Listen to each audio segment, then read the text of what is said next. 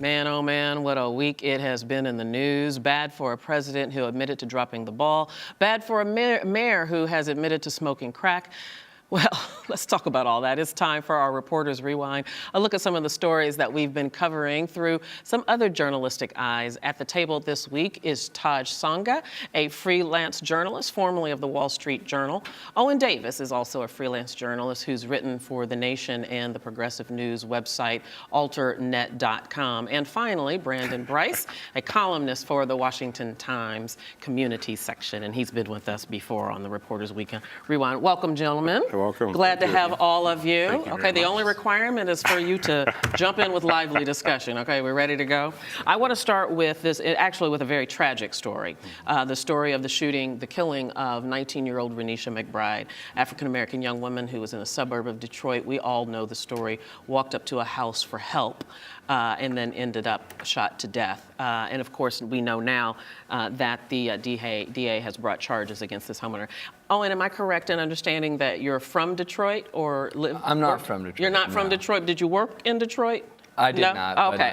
But, okay. I thought I had a note about that. Well, let's talk about this for all of us. First of all, what do you make of the fact that it took almost 2 weeks to bring charges? Brandon, I'll start with you. I feel you fuming over there. The fumes are coming. I actually am from Detroit.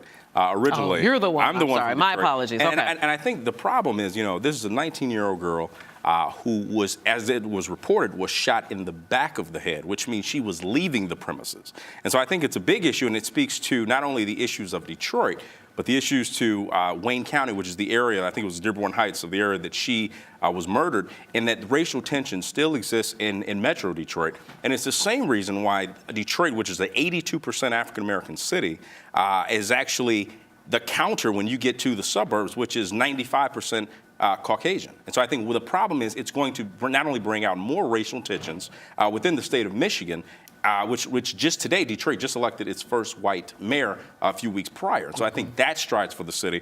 But also, I think the DA is going to find that this is not only going to challenge stop and frisk of what we saw back in Florida, but it's also going to challenge stop and frisk in the state of Michigan. Well, yeah, and speaking of stop, I do want to say one thing, Brandon. I think we do know now from the autopsy report that she was shot in the face. Okay. Now, it was originally reported the back of the head, but she was shot in the face as it's been reported. Michigan is a stand your ground state, and it's almost here we go again. I actually am a little shocked that I know 2 weeks is a long time, but I actually think 2 weeks is a lot faster than it could have been.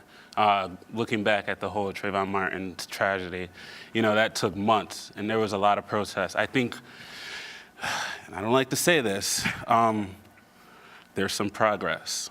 Now, how much progress? I don't know what's going to happen from now. We're getting the reports that she was shot in the face instead of in the back of the head. I remember hearing that the body was moved, and there's just a lot of conflicting reports. So there's a little more information that needs to come out. And I do know that everyone is watching this very, very tensely. Owen, it's very difficult for a lot of African Americans, and I won't say all because we're not all exactly alike, but it's very difficult for a lot of African Americans to hear a story like this, whether it's Trayvon Martin, the football player, now Renisha Mcbride, and not assume that race is a component. Is it easier for you to imagine that it had nothing to do with race? No, absolutely not. I think it's it's a pattern that we've been seeing for a long time. People of color more likely to be killed in these circumstances, and the fact of someone being shot in the face with a shotgun. Generally, you would imagine that 2 weeks is an exorbitant amount of time to pass for something like that. When you brought up the case of the star quarterback in Florida who was shot by the police as he was pounding on the door to also get help after a car accident. And it's a pattern, and I think that, regardless of the experiences that I'm coming from, I can still discern that pattern. I want to ask you this question, then we're going to move on to something else. What will it take to break this cycle, if indeed this is a cycle that we see? Well, it's a cycle, but I think it's a cycle of not only the fact that race still exists in America, whether we want to admit it or not, or paint it blue or pink. I think the biggest issue is that for a young girl, 19 years old, to be shot cold dead, all the neighbor had to do was simply not open the door. Or call the police. And call 911. I mean, those are things that actually work. And so, I'm appalled at the fact that, you have this case, you have the case with Trayvon Martin a few months prior, you have the case with the FAMU student. I think it's talking about a bigger issue of there is a fear of black youth in this country that needs to be addressed. Okay, I'm going to stop us right there on this because we could consume the rest of the day on this topic. Let's move on to another one. This is one of my favorite topics to talk about this week because it's just so outrageous, and that is the Toronto mayor, Rob Ford. I mean, can you believe it? I see you laughing. If I didn't see it, I don't know if I would have believed it. That's just the honest truth.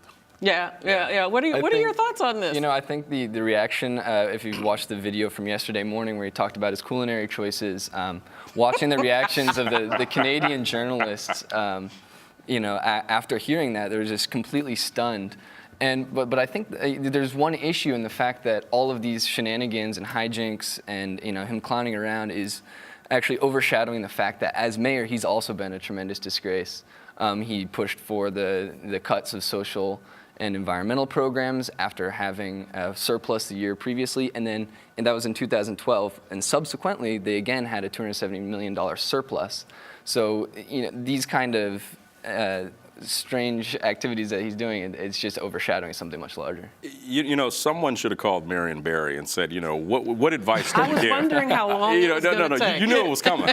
and so I think the thing is, this is a guy who clearly, it's funny, I think he's actually going to be more popular from this incident as we've seen before. I think people want honesty. Now, I think in his case, it's been sadly a little too honest, culinary choices and certain things of where not to put or where to put. But I think the mayor, I think he's got some major challenges. And I think that right now, it's going to be time to telling.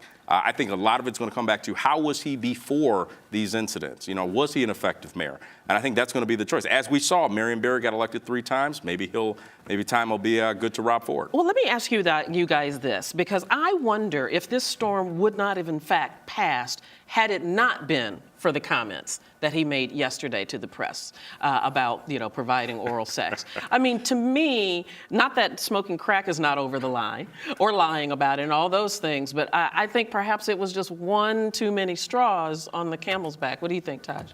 I agree. If he had a good PR person, I think this could have been. Oh, you don't think he has one? It could have been delivered a little better. But I don't think, to be honest, that the people of Toronto are okay with this, and I really sincerely believe that he's going to have to step aside. Yeah. If I was his PR person, I would say you've got to address the Toronto residents as soon as possible and give your side of the story. The press is going to eat him up, and I think he's got a few days to do that. I think if he waits, he could have some very serious challenges, if not now, for the next upcoming primary. Yeah, we will see. I think maybe the toothpaste is already out of the tube. Taj, Tsonga, Owen Davis, and Brandon Brice. Thank you all, gentlemen. Come back again, okay? Thank you. Thank you. And you're watching Arise America.